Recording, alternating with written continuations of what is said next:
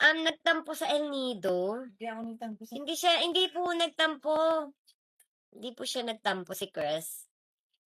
Diba, tinampuhan ko. Anong tinampuhan mo? Oo nga. Tinuruan ko siya.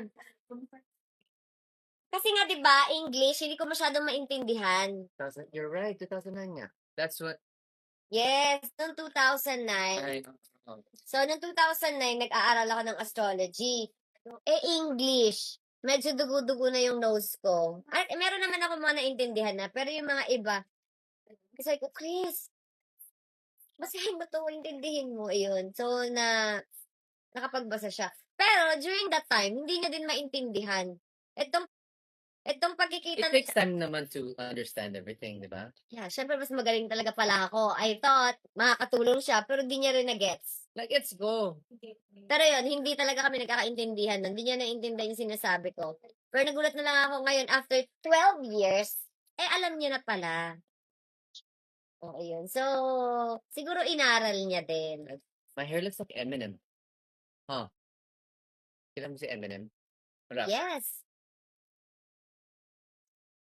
Ayan. So, nung 2009, sinasabi ko sa kanya, hindi niya pa magets. Kasi hindi naman puso para sa lahat na bigla mo na lang siya magigets.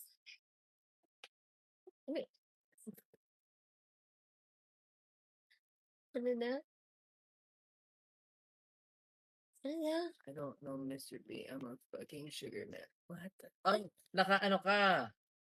I don't know, Mr. B. I'm a sugar man. Ano daw yun? Wow. Naka-ano ka? Hindi, may Tagalog eh. Talaga?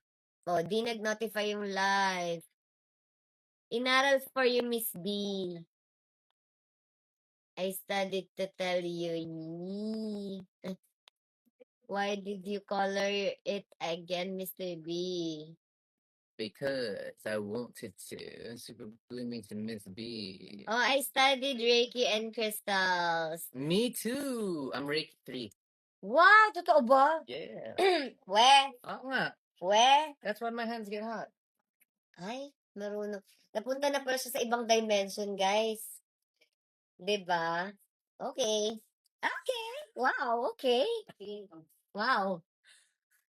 Sa ibang dimension na pala siya. May pa-Reiki na siya ngayon. I don't know, Mr. B. Ano yun? English kasi. Sugar man. Ano sugar man? Mahilig ka sa sugar? Si Leslie?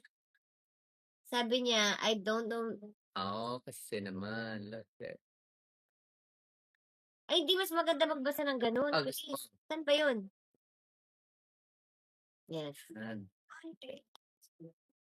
Your story about being stuck in El Nido. Mhm. Hold your nose if you're in love with Mr. B. Super waiting galore! Thank you so much, Mr. B. You're welcome. Thank you for that beautiful answer. What did I answer? Wala. Wala. Mr. B, don't do that. Your story about being stuck in El Nido. Anong meron sa story? Because they think na nagtampo ako dahil sa AFAM. Sinabi ko sa kanila. Nagtampo ka ba dahil sa AFAM? Hindi. Magtampo din. Pang. Ay! Wait lang, nagtampo ka sa AFAM? Ba't ako tatampo sa AFAM? Pangit ng dalawa. Uy! Kailan ka pa naging bastos? Huwag ganun, Chris. Bad yun. Bad yun, Chris. Huwag ganun. Pangit ko. Nakalimutan mo pala ulit yung... Ito na. Ito din. That's Jesus. So, ayun na nga. Yung nasa 5D Earth na po ba, Ate Kat? Ano yung 5D Earth? Yes, we are. What's that? The new earth. Oh. We're in a new consciousness. Yes. Ay, Mr. B is more handsome than the other, Of course. two. Your lashes are beautiful, Mama Kat. Ayan o, yes, diba? Yes naman, hindi pwede kasing loud yung lashes natin kasi naman as Nanay Nadia na role, hindi pwedeng bugs yung ating pilikmata, guys. Diba? Naglilinis lang tayo ng bahay, bugs yung pilikmata. Paano maniniwalang tayo? Naglalaba. So, ayan, ganyan lang siya. Nagtampo sa El Nido? Hindi ako nagtampo sa Hindi po nagtampo. Hindi po siya nagtampo si Chris. Diba, tinampuhan ko. Ano tinampuhan mo? Ay, may ganun siyang tingin. May ganun siyang tingin, guys. Meron kaming misunderstanding sa El Nido. Na-miss lang namin yung kaya nagkaroon ng misunderstanding. Ganun. Bakit ka tumatawa? Dahil si Mr. B ay ano siya, ganito siya. Ano kasi siya, guys? 'Di ba? You're the queen of Mr. B po pala, Miss Kat. I listen to this song, Moments of Love, and I pay attention to the lyrics as if imagine your boyfriend-girlfriend moments. The song is beautiful. So, yung nangyari nga sa El Nido kasi, si Mr. B, Hmm. hindi siya nagselos. Nawalan siya sa mood. Nawala siya sa mood niya. Yes. Mm. Hangin. Nawala siya sa mood. Tapos, wala siya sa mood. Ganito yon. So, nagka-period nga ako. Nawala siya sa mood kasi walang nabuo. Charot! Hindi, joke lang. So, nawala siya sa mood. Yung second day namin, nagka-period. May period na ako nang pupunta namin doon. Pero nung mga second day, basta second day or third day, parang second day ata, alam naman yan kung may mga girls dito. Pag second day, di ba grabe? As in, parang ang sakit ng mga legs mo, ang sakit ng balakang mo, ang sakit ng katawan mo. Di mo alam, akala mo sumali ka sa ano, yung circuit training. Di ba ganun naman yung nangyari pag second day ng mga girls? So, parang wala talaga akong gana, hindi ako makasmile, pagod na pagod ako. Eh, yun na yung time na vlog na niya. Akala niya nagtamad-tamadan ako, guys. Hindi niya alam masakit talaga yung katawan ko. So, ending, dahil low energy yung nakita niya sa akin, binagsak din niya yung energy niya. So, yun. Binagsak niya yung energy niya. Kasi, ano daw kasi siya, guys? Energy daw siya. So, ganon. O, mag-explain? Pero, may mag-explain ata dito eh. So, ayun lang yun. Tapos, pahinga lang ako, maaga din ako natulog, dinala ko lang siya sa duli. Sabi ko, sige, mag-shoot ka na dyan kasi ayoko na maglakad. Ang sakit talaga ng legs ko, ngalay na ewan. Tapos, ang lakas pa ng period natin, di ba? So, talagang, hindi ko kaya talaga, hindi ko kaya magtatatawa at magpagulong-gulong. So, ayun. So, the next day, so, vlog ko na. Ginawa ko, di ko din siya masyadong tinawag. Kasi baka sabihin niya, oh, sa vlog ko tamad ka. Pag vlog mo, masipag ka. O, diba? Pero wala talagang naganap na away, guys. Miscommunication lang. Kaya nung namalengke lang po ako. Sama ko si mama daw, namalengke ako. Pero tinanong ko naman siya eh, di daw siya sasama. Okay, tapos lumabas na ako, namalengke na. Mga ganun.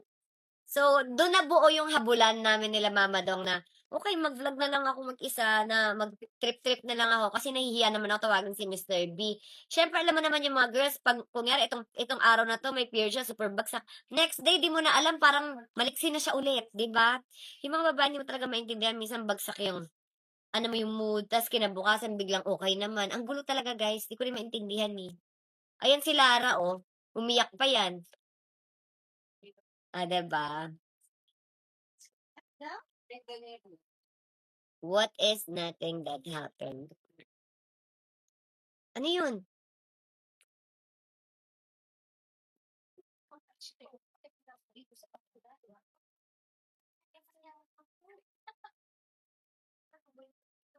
Tama, ano lang. Saan nga? Hindi. Basta nasa baba lang, tas baba lang.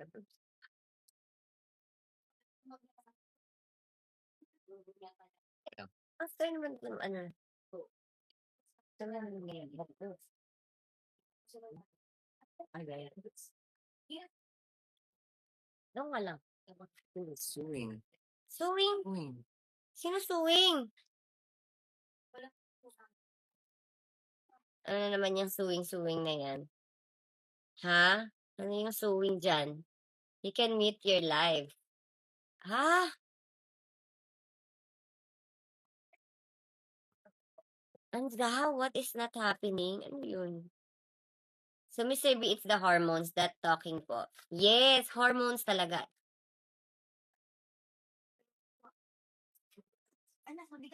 Eh, kasi nga hindi nga kami nag-uusap.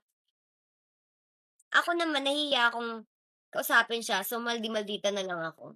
Nag-shoot na lang ako mag-isa. Ganon. So, nahihirapan na sila. Ang ganda-ganda dito. Tapos, ganito tayo. Wala tayong ma-shoot. Malungkot. Tayong lahat. Ganun, umiyak siya. Tsaka si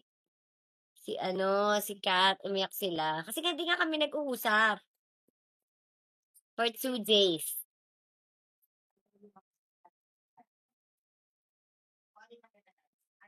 Eh, di kinulit kami ng kinulit ni Lara after 2 days. Second day, tsaka ni Kat. Ano yan, kala mo may mga meeting. Una, kinausap ni Lara ako.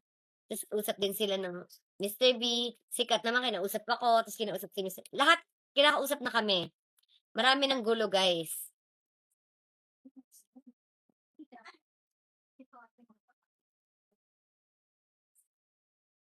Yes, tampo mode for 2 days. Best in battle siya sa hormones. So, hindi naman niya alam. Hindi naman niya alam na gano'n. Pero gano'n talaga yung mga babae, 'di ba? Hindi nga maipinta. Di ko din alam. 'Di ba? Minsan super energy, tas kinabukasan biglang nawala. So, parang dun siya nagugulat sa, super energy siya, tapos ano 'to?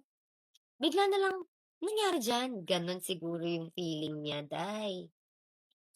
Oo na be, ayan na si Lara. Oo na be. Ikaw din hormones mo nun kaya din umiyak yan si Lara. Meron din siyang period nun, nag-iiyak din siya, guys. Yun din yung ano niya, yung hormones din niya super cry. Super cry din yan si Lara kasi ano, meron din siyang period nun. Dikit-dikit kami. Wala na nangyari, nag-iyakan na.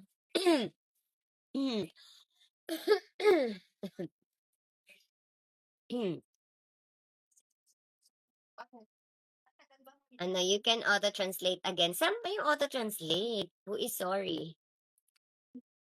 Is watching your vlog now. Who said sorry first? Siyempre, hindi ako. I think si Mr. B. I think si Mr. B. Kasi, wala akong ginawa.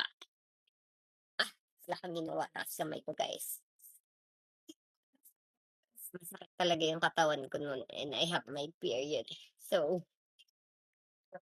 hindi ko sinasadya yun.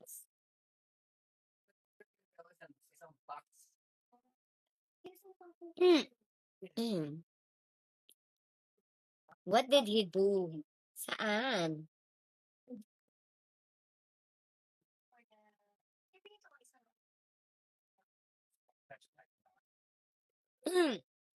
How did Mr. B seduce you?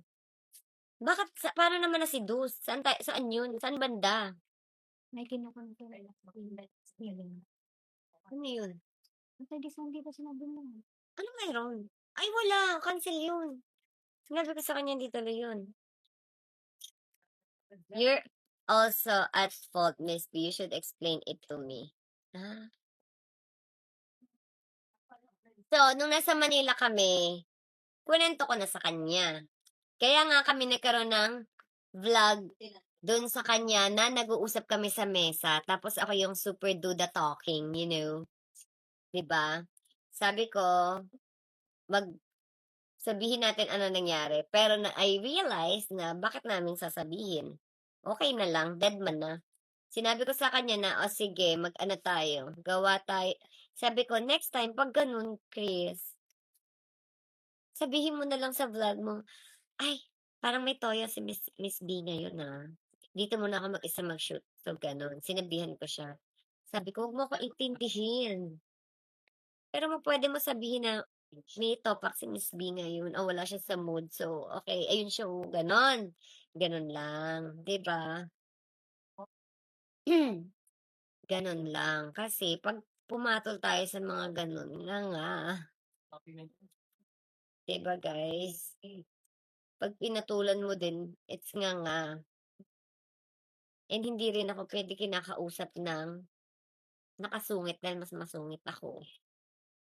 200% ang sungit ko, guys.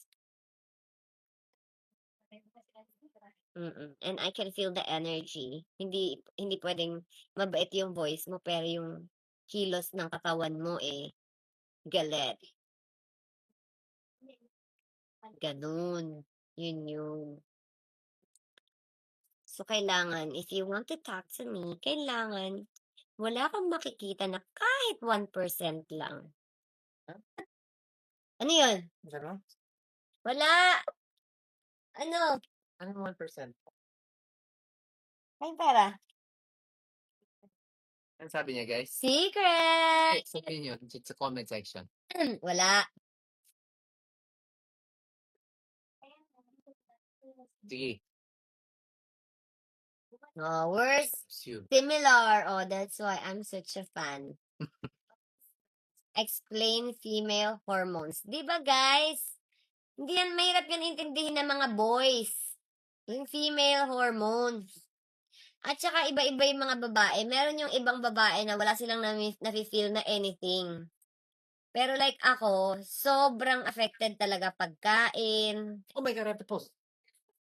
Sa isa ko. Kulong. Shoot. Ako sobrang, pag walang nangyayari sa'yo during period mo, swerte ka kasi wala talaga yon. Pero kapag may nangyayari sa'yo, lagi yun same, pareho yun. Tsaka iba-iba talaga. May iba, meron akong mayaya si Katie dati, 3 days siyang nakahiga, as in, tas Thanks for watching. Subscribe now.